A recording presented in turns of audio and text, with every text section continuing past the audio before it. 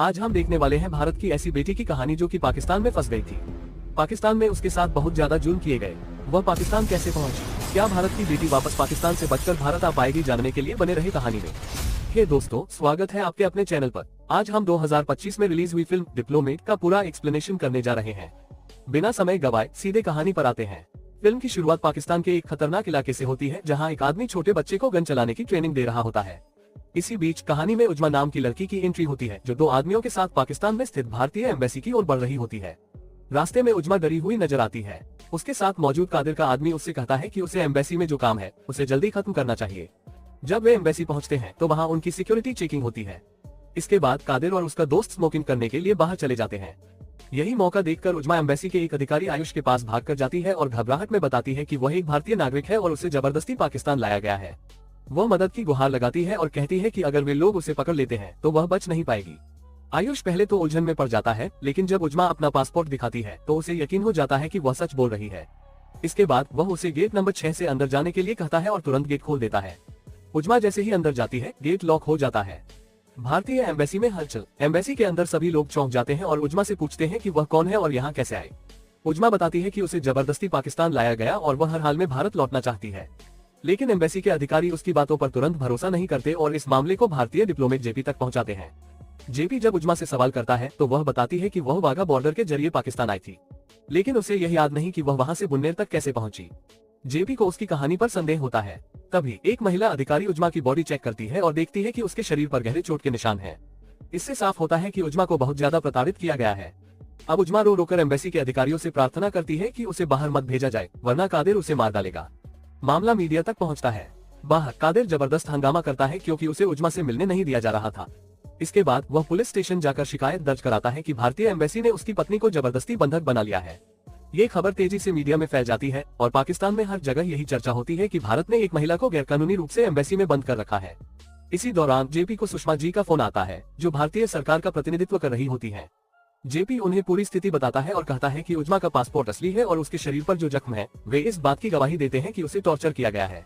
ये सुनकर सुषमा जी कहती है कि उज्मा भारतीय नागरिक है और अगर वह भारत वापस आना चाहती है तो कोई भी उसे रोक नहीं सकता। जेपी उज्मा से पूछता है कि आखिर वह पाकिस्तान कैसे पहुंची। कुछ समय पहले उज्मा मलेशिया गई थी, जहां उसकी दोस्त शाहीन और उसका पति आमिर रहते थे। वहां जाने के बाद उज्मा का पर्स और पासपोर्ट एक कैब में छूट जाता है। तभी एक कैब ड्राइवर आकर उसका पर्स वापस कर देता है। यही आदमी कादिर था। उसकी ईमानदारी देखकर उज्मा को कादिर बहुत अच्छा लगने लगता है और धीरे धीरे उनकी दोस्ती हो जाती है। कुछ समय बाद उज्मा को पता चलता है कि उसकी बेटी नूर बीमार है और उसके इलाज के लिए बहुत सारे पैसे चाहिए।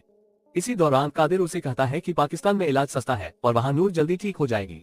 उज्मा को लगता है कि कादिर भी उसकी बेटी से उतना ही प्यार करता है जितना वह खुद करती है, इसलिए वह उसकी बातों में आ जाती है और पाकिस्तान का वीजा लेकर वहाँ पहुँच जाती है। पाकिस्तान पहुँचते ही कादिर पूरी तरह बदल जाता है। वह उज्मा को दवाई देता है, जिससे उसे चक्कर आने लगते हैं। होश आने पर उज्मा देखती है कि कादिर पहले से शादीशुदा है और उसके कई बच्चे हैं। इसके बाद कादिर और उसके लोग उज्मा को मारते पीटते हैं और उसे जबरदस्ती शादी करने के लिए मजबूर करते हैं। उज्मा को कैद करके रखा जाता है और उसे बेचने की भी कोशिश की जाती है। कुछ दिनों बाद उज्मा अपने दोस्त आमिर को कॉल करती है और आमिर उसे पैसों का लालच देकर कादिर को भारतीय एम्बेसी तक लाने का प्लान बनाता है। उज्मा प्लान के मुताबिक कादिर से कहती है कि शादी के बाद उसे उसके मायके से 10-12 लाख रुपए मिलेंगे। ये सुनकर कादिर उसे भारतीय एम्बेसी ले जाता है और वहीं उज्मा मदद के लिए गुहार लगाती है। अब कादिर एम्बेसी के खिलाफ कोर्ट में केस फाइल करने की धमकी देता है, लेकिन जेपी और उसकी टीम पहले ही कादिर के खिलाफ शारीरिक शोषण और जबरदस्ती शादी का मामला दर्ज करवा देते हैं।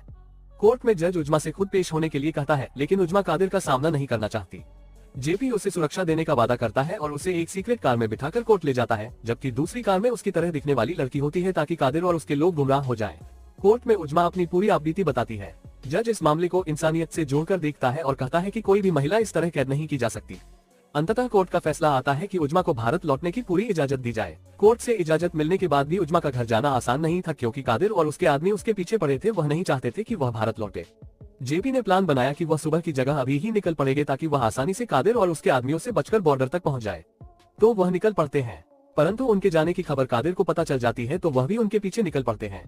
रास्ते में कादिर के लोग जेपी और उजमा पर हमला करते हैं तो उन्हें प्रोटेक्शन दे रहे लोग कादिर से लड़ते हैं। इसी बीच जेपी गाड़ी वहां से लेकर निकल जाता है, लेकिन फिर कादिर उनके पीछे आ जाता है। वह बंदूक से उन पर हमला करता है। खुशी की बात यह थी कि वह दोनों सही सलामत है। फिर थोड़ी आगे जाकर कादिर की गाड़ी का एक्सीडेंट हो जाता है और जेपी गाड़ी को भगा के आगे ले जाता है। वह अपनी डेस्टिनेशन पर पहुंच जाते हैं। वह उन्हें मलिक मिलता है, वह जो ऐसा सवाल करता है कि तुम पढ़ी लिखी हो फिर भी तुम कैसे कादिर के जाल में फंस गई, कहीं तुम कोई जासूस तो नहीं। उजमा उसे बताती है कि मुझसे यही गलती होगी कि मैंने उस पर विश्वास किया। तभी मलिक बोलता है तुम पढ़ी लिखी होने के बाद कैसे गलती कर सकती हो। उजमा बोलती है गलती किसी भी उम्र में हो सकती है, आप भी कर रहे हैं मुझ पर विश्वास नहीं कर। असल में मलिक उसे वापस जाने नहीं देना चाहता था, वह भी कादिर के साथ मिला हुआ था, परंतु उसे उसके सीनियर का कॉल आता है तो उसे उसके पासपोर्ट पर स्टैंप लगाकर उसे आगे जाने ही देना पड़ता है। उजमा खुश थी कि वह अपने वतन वापस जा रही है। वह भारत पहुंचती है तो उसे वहां सुषमा लेने आती है। उजमा सुषमा को धन्यवाद कहती है कि उसने उस पर विश्वास किया। फिर सुषमा भी उसे धन्यवाद कहती है कि तुमने इंडियन एम्बेसी पर विश्वास किया। इसी के साथ मूवी खत्म हो जाती है। एंड में हमें असली जेपी, सुषमा और उजमा को दिखाया जाता है। अगर आपको इस फिल्म की कहानी पसंद आए हो तो वीडियो को लाइक, शेयर और सब्सक्राइब करना न भूले।